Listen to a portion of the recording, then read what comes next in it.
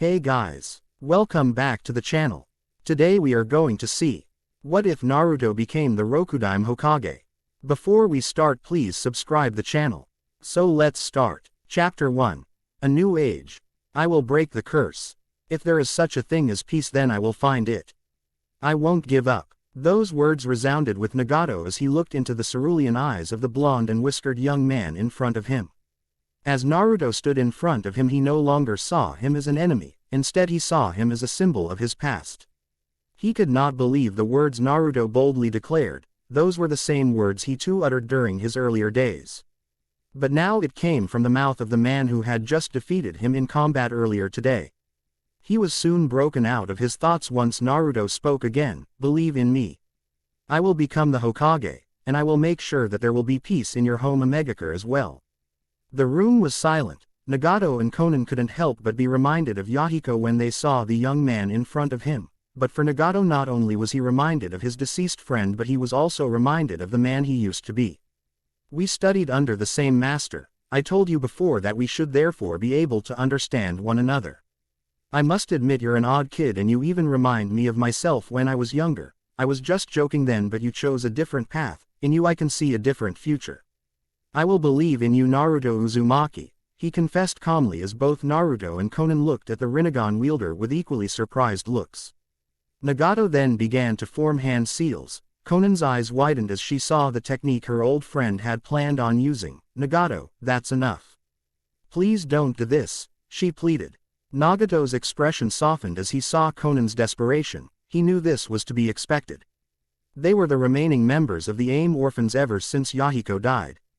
He knew the technique he planned on doing would kill him, thus leaving Konan as the sole surviving member of the three. Konan, I'm sorry, but this is something I must do. I've made a lot of mistakes in my life, and this is my way of repenting for my crimes, he confessed, but that did nothing to make Konan feel any better. Instead, tears began to well up in her eyes as she knew there was no changing his mind. In the back, Naruto looked on confused at the argument the two old friends had. What is this technique? He asked. Konan looked towards Naruto as she dried her tears using her Akatsuki cloak. Nagato is the seventh and final pain. His power is ability to control both life and death, she explained sadly. Naruto was absolutely shocked at the power Nagato held with his Rinnegan, but he was also confused. He was unaware of what Nagato's technique could do. All he knew was that in the end it would cost him his own life. As he glanced towards Nagato, he saw the man smiling down on him. I knew I was going to die one day, but quite frankly I never thought it would be like this. Before I die, Naruto, I will give you one final piece of advice. Naruto looked at Nagato as he listened towards the advice of a dying man. Naruto, with my attack in the village, I have no doubt in my mind that Danzo may use this as an opportunity to take power in Konoha. The man is power-hungry and opportunistic. You must stop him at all costs from becoming Hokage, or else there will be dire consequences, he informed Naruto as the young man nodded. Nagato smiled. He was assured that his fellow student will heed his advice. Naruto, I know you will do what neither I nor Yahiko or Jiraiya-sensei could not. I have full belief that you will be the one to bring peace to the shinobi world as the true child of prophecy. Naruto couldn't help but smile at the words of Nagato. He nodded at the man to assure him that he will finish what he, Yahiko and Jiraiya started. He will complete their goal and their dream to bring forth an era of peace to the shinobi world. With that final piece of assurance, Nagato began to perform the hand seals required for his technique. Geto, Rinne Tensai no Jutsu, he yelled. Once Nagato begun the technique, he was quickly losing his life force. He was growing more and more pale each second, and he was continually losing weight also. Naruto watched in shock at how the jutsu was affecting Nagato. Then from his pocket emerged the main slug summon Katsuyu. The villagers are all being revived, she informed Naruto in shock. Naruto was surprised at the news. He looked at Nagato and was amazed by the man's actions. He now held a new sense of respect for the man, but he also watched as he sacrificed his own life force to bring back the ones of those he killed. Konan looked on to her friend sadly. Once the technique was done, she ran over to Nagato's side. She checked his vitals. He was alive but barely. She was aware that at this point he only had a minute at most before he departed for the afterlife. Nagato looked up towards Konan's teary face as his head was placed gently on top of her lap. He smiled at the lavender-haired woman. Nagato then began to cough blood as he sensed that his time was close at hand, but before he died he wished to talk to Konan one final time. Konan, I can now die without any regrets. I know peace will come, but this time by the hands of Naruto. I guess my role in all this is over. I'll make sure to tell Yahiko that you said hi. Maybe now I could keep him company. We'll be waiting for your arrival, but we'd prefer it if you would take your time, he said before finally closing his eyes. Konan held Nagato close to her. She released all of her pent-up emotions ever since the death of Yahiko. In this one moment she felt a mixture of anger, guilt, sadness and even happiness. Despite her being the final surviving member of the AIM orphans, one look at Nagato's face she could see that he died with a smile on his face, a smile that showed her that he was finally happy. Her conflicted friend was finally at peace with himself and the world. Naruto walked over and placed an arm around the older woman in order to comfort her as they both grieved for their losses. Konoha. Back in the village of Konoha, the king of hell appeared in the middle of the crater and the people of the village looked down in fear, wondering what it was about to do. They prepared for the worst as it began to open its large mouth. Unknown to them, the king of hell released the life force of the people deceased in the village. Little by little the life force of the deceased returned to their bodies as they woke up from what appeared to be their death. The people of Konoha looked in shock as their loved ones and friends began to resurrect in front of them. Among the crowd, Shima cried tears of joy as she hugged her newly revived husband Fukasaku. Everyone looked in awe as the people of Konoha were revived. They wondered what could have caused all this. Later on, Katsuyu began to inform them all of Naruto's encounter with Nagato, and all of Konoha rejoiced and celebrated the name of their new savior and hero, Naruto Uzumaki. Meanwhile, at the same time, in an area between life and death, Kakashi sat by a campfire alongside his deceased father, Tsukumo Hatake. "It seems you've had your own fair share of trouble, son," said the elder Hatake. Kakashi sighed. "I guess you could say that," he replied. "I admit, Kakashi, I never thought we'd both die so young. But not as young as your mother." The two continued to sit in silence for a few moments. "Regardless of everything that happened, you did everything you could. It took me a long time, but I soon learned to understand things from your point of view. You broke the rules for all of our sakes. I'm proud of you now, and I'm proud to be known as your son," Kakashi said sincerely as Tsukumo looked at his son with widened eyes. Then out of nowhere a blue light began to engulf Kakashi. He was nervous as to what was happening, but as he saw his father, the elder man only had a smile on his face. Tsukumo was more than aware of what was happening to his son, and he couldn't be happier. He would be given a second chance. "Goodbye, my son. I hope you find the peace you seek, for much like how I just did. I'm also proud to be known as your father, and I love you, Kakashi," Tsukumo said. He looked at his son disappearing right in front of him. Once Kakashi was gone, Tsukumo stood up from his seat by the campfire. He kicked dirt towards the fire to exterminate it, and once that was over he began to walk towards an unknown direction. "It looks like I finally get to see you again. You would be so proud of our son," he thought to himself as he walked towards the lone beacon of light within the area filled with darkness. While Tsukumo made his way towards the light, Kakashi woke up to see Choji helping him up. He looked at his surrounding with widened eyes. At one point he was dead, and now he was among the living once more. "What happened?" he asked Choji. The heir of the Akamichi clan merely smiled at the masked Jonin. "Naruto happened," he told the man as Kakashi looked at the large man in surprise. His expression soon turned to one of pride upon hearing how his student managed to now become the hero and savior of the village, just like his father Minato. He was stood up, albeit gingerly. He was helped by Choji, but then Kakashi separated from the Chunin. "Thanks for the help, Choji, but I need to go," he said. Before Choji could reply, Kakashi already left in a hurry in search of his blonde student. Mount Myoboku. The great toad sage looked at his crystal ball as he watched the conversation of Jiraiya's two former pupils while at the same time tending to Gamabunta's wounds. As it was foretold, he muttered with amazement. "What's going on?" Gamabunta asked. "It's over, Gamabunta. Naruto succeeded," he answered with a smile on his face.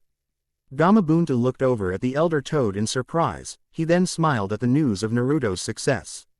"First it was Jiraiya and then Minato. I wonder how you will hold up compared to those two," Gamabunta wondered with a grin on his face.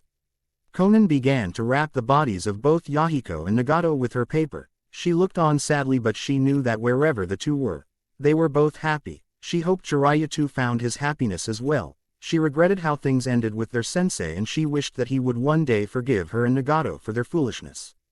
Naruto watched as Konan wrapped the bodies of both Nagato and Yahiko with her paper. "So what are you going to do now? I doubt you'll be returning to the Akatsuki," he said. Konan glanced towards Naruto and gave him an reassuring smile. "I'm done with the Akatsuki. Nagato and Yahiko were everything to me and without them I no longer see a purpose for the group," she admitted. "Nagato and Yahiko's dreams have been entrusted to you. You are now the bearer of both of their dreams and if Nagato decides to believe in you then so will I. A Megakure will help you with your dream. If you should ever need help just contact me. From now on I will continue our other dream, to protect a Megakure," Konan continued. Naruto was surprised at the answer of the woman in front of him. "That's good to hear, Konan-san. I believe it's time for a Megakure to have its first Amikage since the unfortunate reign of the madman Hanzo. Remember, if you should ever need help do not hesitate to contact me." Naruto nodded and Konan handed him a bouquet of flowers made from her paper. "This time I pray for you that these will be the flowers of hope that will never die." Konan then began to fade away as she carried the two bodies alongside her. He smiled at the thought of her becoming the new Kage of her village. He believed that she will be the right person to lead a Megakure away from their bloody past into a new era. He looked towards the sky and breathed out a sigh of relief. It was all finally over and he was utterly exhausted.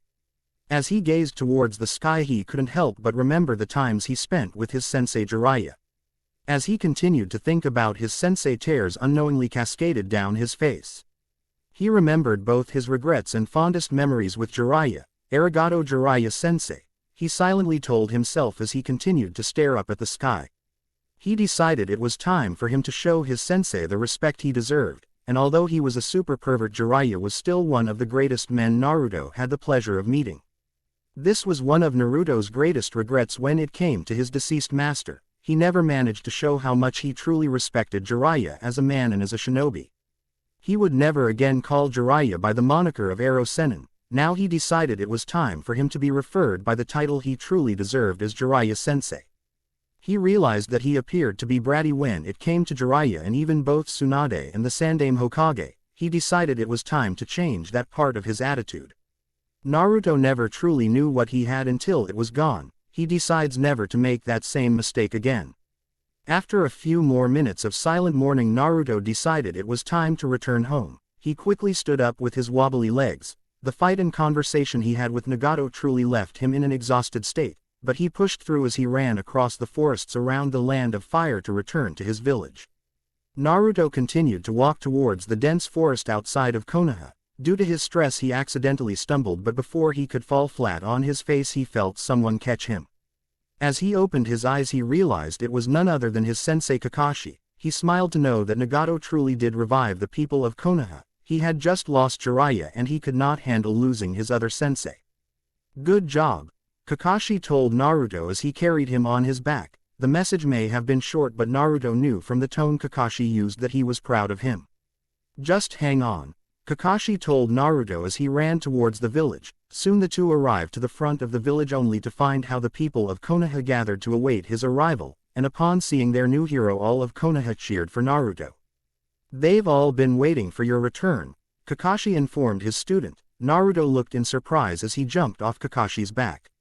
He walked into the large crowd and everyone gathered around him in order to congratulate him on his victory and to thank him for his selfless actions. Children also flocked to Naruto and they each asked him questions concerning his encounter with pain. Among the crowd Iruka, Ebisu and Konohamaru looked down happily at the realization of Naruto's dream to be acknowledged by the village. Iruka reminisced about his past with Naruto and how the happy-go-lucky ninja managed to grow to be one of Konoha's greatest heroes. Towards the back of the large crowd Fukasaku and Shima also watched happily as Naruto was finally given the respect he deserved. Near the front of the group Hinata watched teary-eyed as she saw her crush survive his battle against pain. "Thank Kami, you're safe, Naruto-kun," she thought happily as she wiped away her tears. While Naruto was answering the questions of the children around him he noticed a certain pink-haired kunoichi approaching his direction. "Sakura-chan," he said with a wide smile on his face. His smile quickly disappeared as she hit him on the head with her chakra-enhanced fist. "Why do you always have to be so rash, you idiot?" He winced in pain, but it would not last as the feeling of pain was soon replaced by a feeling of comfort and warmth. He could barely utter a word when he realized that she was hugging him. He returned the gesture and they basked in each other's warmth. The crowd watched at the display of affection shown by both Naruto and Sakura. Everyone smiled at the hug. Nearly everyone was aware about the friendship and connection the two ninjas had with one another. "Thank you," Sakura whispered in Naruto's ear. Naruto smiled but also felt a pain in his heart. This was everything he always wanted, but yet he had a feeling this was nothing more than a friendly gesture. Despite his love for Sakura, he believed that her love was reserved for Sasuke. Naruto couldn't help but feel sadness and jealousy at the thought of Sakura being with Sasuke, but he decided a long time ago that he will not stand in the way of Sakura's happiness. He loved her too much for him to interfere. "I'm probably just overthinking this hug. She probably still loves the Tem," Naruto thought bitterly. Naruto, as much as he loved Sakura, however, will not get in her way between her happiness. If her happiness was with Sasuke, then he will bear a heavy heart but accept it.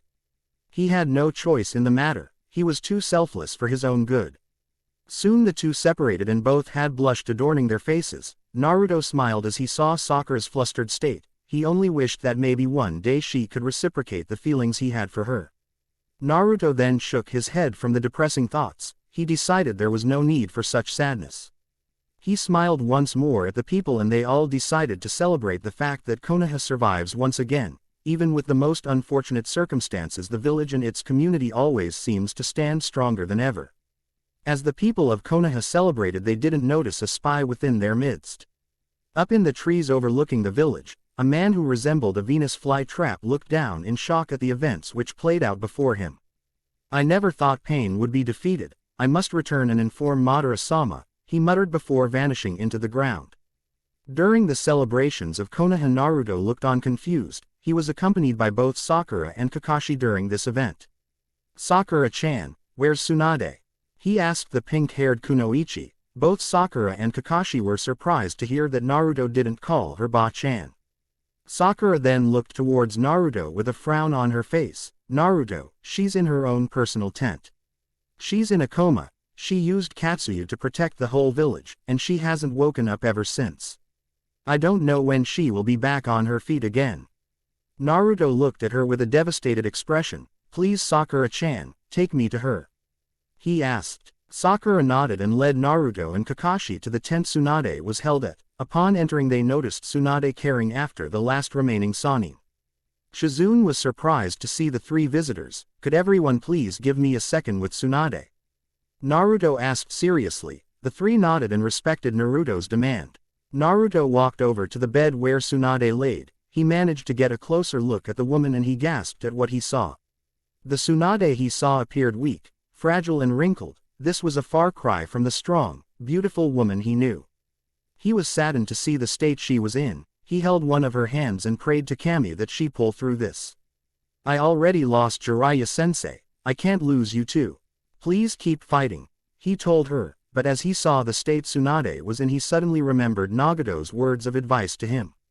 This could prove to be an opportunity for Danzo to take over as the next Hokage. He clenched his fist and realized the dirty and underhanded tactics Danzo could use. He could use the invasion as an attack towards Tsunade's reputation and character. He would not allow this, and he would not allow Danzo to become Hokage. He glanced towards Tsunade once more and leaned over to kiss her forehead.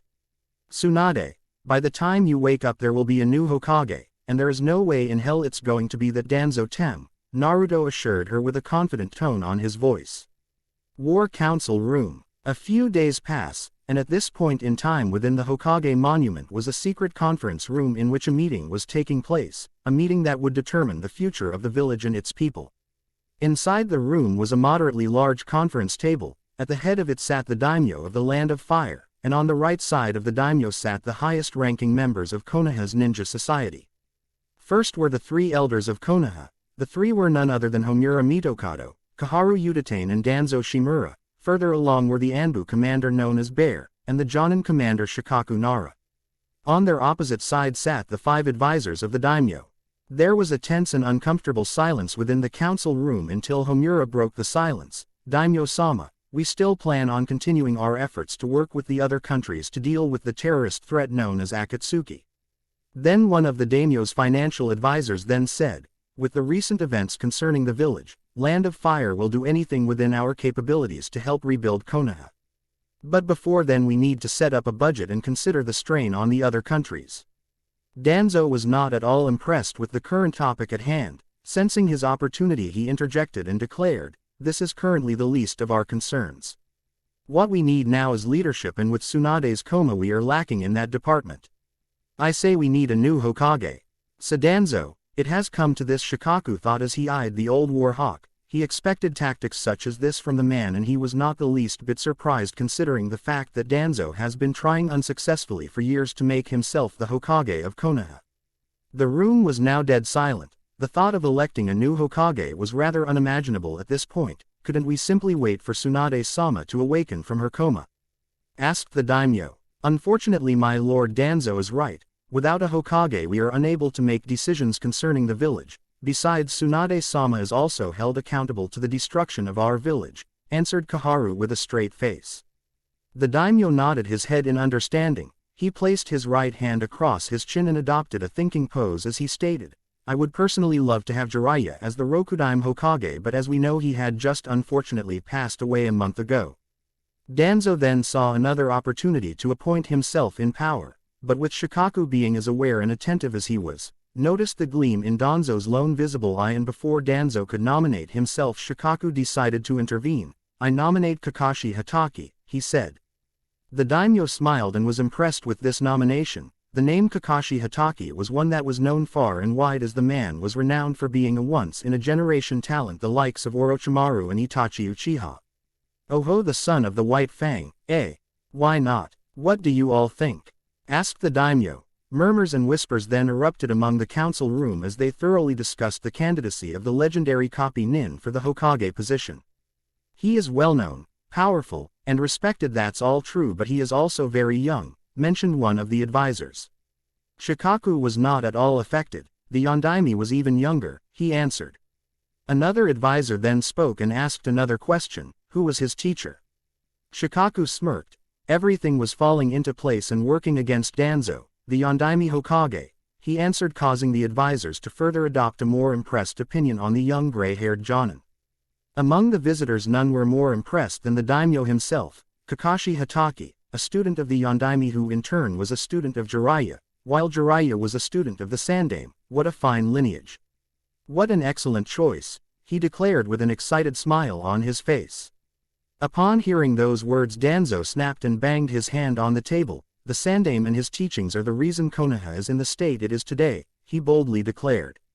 The room was now dead silent once more. All eyes were now directed towards Danzo himself for his shocking statement. As he noticed their attention all being directed to him, he cleared his throat and confidently eyed each and every member of the council. Danzo calmed himself before speaking once again. "Allow me to explain. Konoha is a shell of what it once was. We as a village fail to reach the potential we hold, and it is due to this excessive belief in the will of fire. This belief and ideology was formed by the first two Hokages and preached by the Sandaime. This belief has done nothing but weaken our ninjas. A ninja should be cold, calculating and ruthless. There should be no room for forgiveness, pity or weakness. Those only lead to betrayals and opportunities for our enemies to strike us down when we least expect it," he claimed. "Surely you don't believe that, Danzo-sama?" pleadingly asked one of the advisors as Danzo turned his attention to the man. He shook his head in disappointment. "The ninja world is simple: kill or be killed. I assure all of you that if given the chance, Kumo, Iwa and Kiri would jump at the opportunity to rid themselves of us. Even Suna and Otogaker could attack us at any moment. Suna has betrayed us before and there is nothing stopping them from doing so once more. While for Otogaker they were ruled by Orochimaru, he has banded with Suna to attack us before causing the death of the Sandaime. We live in a cruel world, everyone, and as a man who has taken part in and survived countless wars, I assure you this is the true life of a ninja," he continued as they stared at him with a mixture of fear, awe and with some even feeling disdain for the man. "Danzo is a paranoid madman," thought Shikaku as he gritted his teeth in annoyance concerning the man's speech and views. "What we need is a strong, calculating and daring Hokage, and I assure each of you that I am that man. I will be the man that will make Konoha great once more. For too long we have been downgraded towards being the laughing stock of the five nations. We were nearly defeated by Orochimaru and his forces while also being single-handedly destroyed by Pain. Interestingly enough, it is well known that Orochimaru was a former student of the Sandaime, but I also have knowledge that Pain was a former student of none other than the deceased Jiraiya," claimed Danzo as the eyes in the council room widened upon hearing that revelation. Soon there were murmurs and whispers once more, this time concerning Danzo's points. They were now appearing to be more and more relevant with their current situation. As Danzo saw this, he released a small smirk. Everything was going according to plan, and all he needed now was the icing on the cake. "My fellow councilmen, I promise to make Konoha a name to be feared once more. No longer will we be ridiculed and disrespected. The time for that is over. The rise of Konoha is close at hand once more, and I plan to lead that revolution. With that in mind, I nominate myself for..." Before Danzo could finish his statement, the doors of the room were barged open as a figure suddenly yelled, "Stop! This man must not be named Hokage," while pointing a finger to Danzo in an accusing manner. The attention of the council members suddenly shifted from Danzo to the doors. As they glanced towards that direction, the daimyo and the advisors were confused as to who the intruder was. Meanwhile, the ninjas of Konoha quickly recognized him as the village's hero, Naruto Uzumaki. Upon seeing another intrusion, but this being in the form of the village hero, Danzo gritted his teeth and attempted to calm his increasing anger. Meanwhile, Homura quickly rose from his seat. "How did you find this place? This is off limits. Leave now or you could be punished severely," he angrily declared. Naruto didn't flinch nor back down despite the volume of his voice. "I managed to find this area due to my senjutsu's sensory abilities, Homura-san. Once I saw the daimyo arrive in the front gates of Konoha, I had a feeling that Danzo would pull something like this," did he answer calmly. The daimyo was intrigued and curious about this new character. "Excuse me, young man, but who might you be?" he asked. The daimyo was intrigued and curious about this new character. "Excuse me, young man, but who might you be?" he asked. Naruto looked the daimyo in the eye and bowed slightly. "My name is Naruto Uzumaki, daimyo-sama," he said. The daimyo's initial interest in the intruder significantly increased as he was now identified as the so-called hero of Konoha. Upon his arrival in Konoha, he has heard of his exploits, and quite frankly he was surprised to see someone so young manage to accomplish the feats he has done.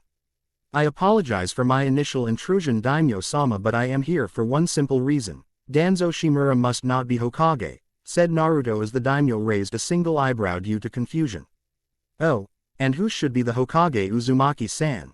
Naruto cleared his throat and stood up confidently for what he was about to say next. "With all due respect, daimyo-sama, I, Naruto Uzumaki, nominate myself for the position of Rokudaime Hokage."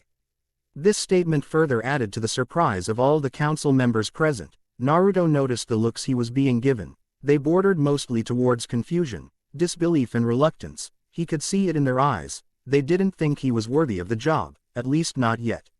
"I implore you, daimyo-sama, do not be tricked by Danzo. The man is not worthy of the position of Hokage. He will sully the names and legacies of those who paved the way for him in future generations. I would rather die than see this man be chosen as Hokage," Naruto exclaimed bravely. The daimyo was curious towards Naruto's views. He was unsure as to why he felt so strongly about all of this. "Why is that exactly, Uzumaki-san?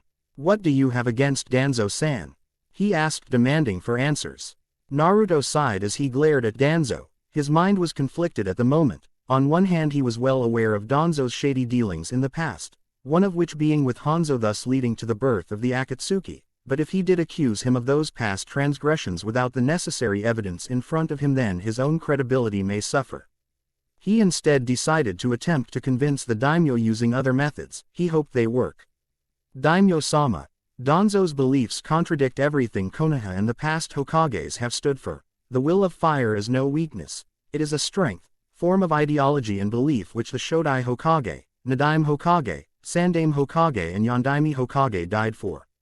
If we appoint Danzo as Hokage along with his beliefs, it is as if we are spitting on the grave of the past Hokages themselves. Danzo's ideal form of society for Konoha would be a disgrace and a blatant sign of disrespect towards our past heroes," he declared quite proudly as a few council members nodded their head in agreement.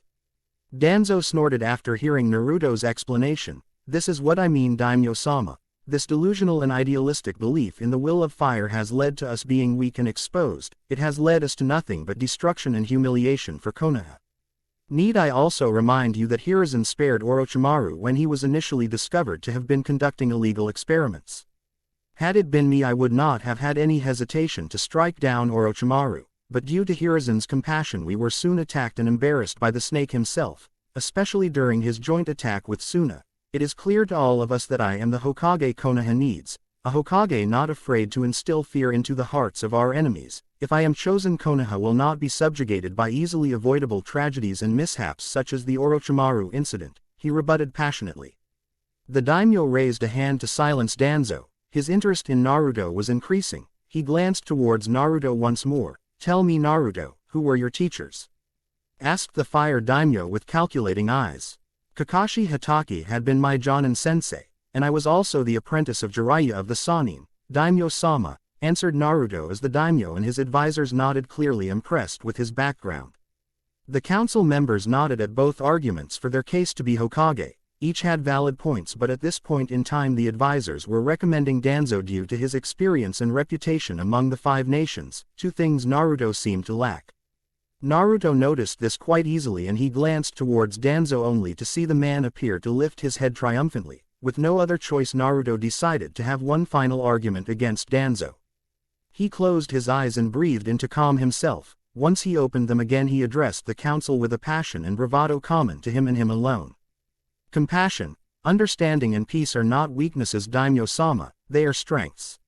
I must confess to you all about my final conversation with the man you all know as Pain, but a man I know as Nagato. If I had the same beliefs as Danzo, I probably would have killed the man when I had the chance, but I didn't. I stuck to my morals and spoke with the man to understand his side of the story.